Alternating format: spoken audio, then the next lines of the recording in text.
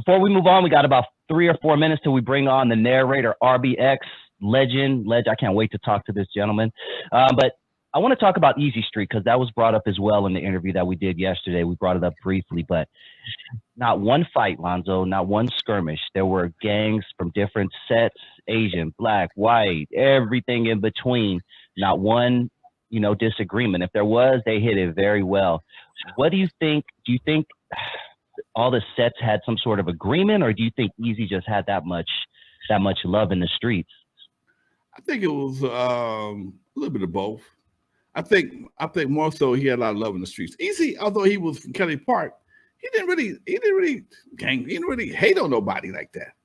I mean, he had just as many he had essays, he had the Kid Frost on the label, he had Blood of Abraham, that was a Jewish group. He had Above the Law, they were from Pomona. I think they might have been from the Red Team. I'm not sure. Somebody correct me if I'm wrong. And it was about the music for him. He essays. I met with a buddy of mine yesterday, Latino brother yesterday. We was hanging out and we were talking about how I told him I can count the times I played for an all black crowd. And it wasn't in California. Most of the time the record crew at the stage, it's like N.W.A. and Eazy E, because he had he had a Vato vibe to him. Think about how he dressed. He dressed like a black Vato, okay? With the oversized. Steve, shout out. Yeah, much love. I see you, Steve. So he had a real unique vibe about him that was universal, that nobody else has ever tried to emulate. And he showed his love for both sides of the fence, all sides of the tracks.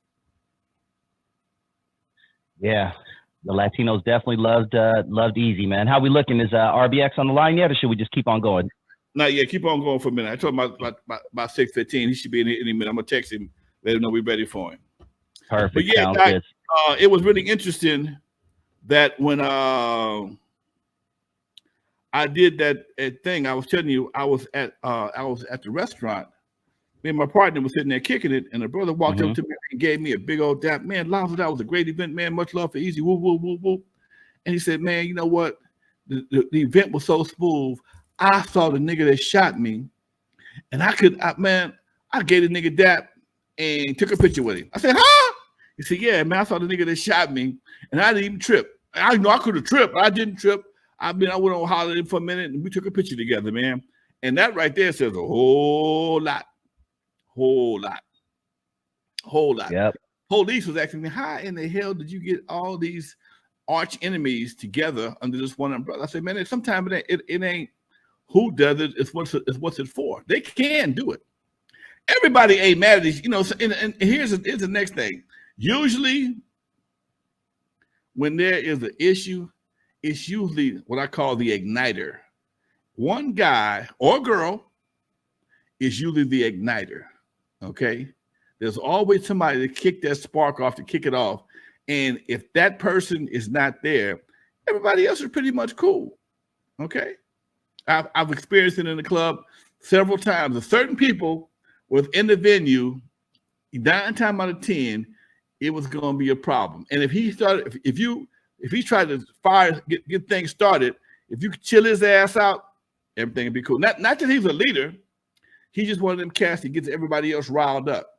Okay, I've seen women turn some of the smaller situations into.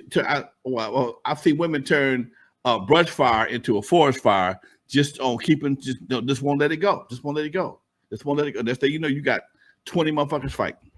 Real talk. Yep, that's facts, dude. That's definitely facts. Yeah, I was at the Easy celebration. I noticed shit, so I'm looking at tattoos and I'm like, oh, that tattoo doesn't get along with that dude's tattoo over there.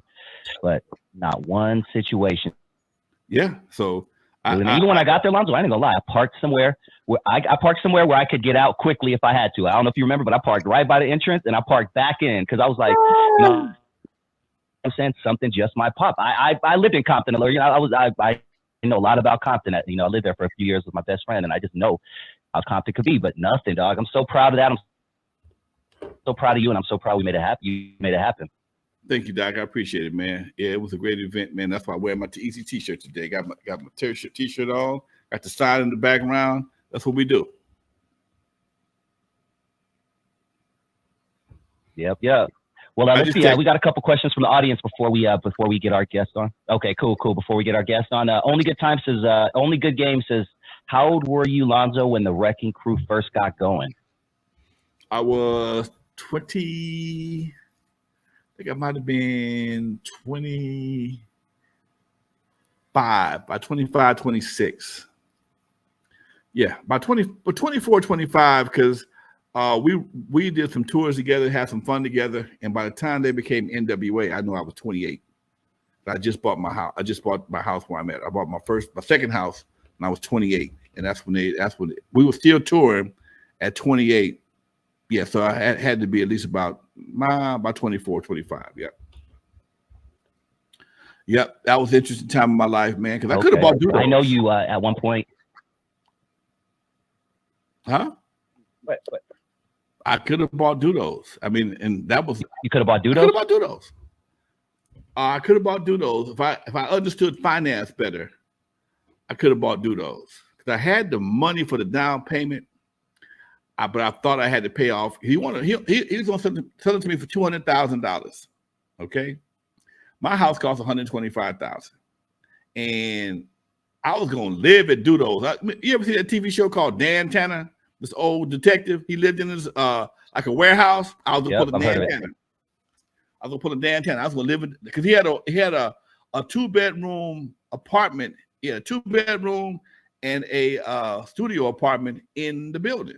So I was just gonna live in that side. I'm gonna park my car in the back and give dances and events to pay the mortgage. He already had established business. People was booking the room all the time. So all I had to do was just keep on doing what he was doing in between what I'm doing myself. So I could have been winning, but I didn't understand finance well enough to think that I'd have to give up all my money to do it. And I didn't want to get broke doing it. And to buy the house, I only had to give up 20 grand, and shit, the house, worked out even better for me. But I tell you what, Dudos ended up selling for like $900,000 when they sold it. So it is what it is. Damn, that'd have been 700. But hey, it is what it is, man. Things could have been different. Did you have aspirations of being a performer when you were a kid? I know you went through your phase where you wanted to be, Black Power, then you wanted to be a pimp like Isaac Hayes. But did you ever want to be a performer? Yes. When you were like 10, 11, 12? Yes. Taking in the mirror, or was that just the spur of the moment thing when Run DMC broke your mic? No, I've always wanted to do something, man. I remember me and my partners used to be in the backyard. I bought me a bass guitar.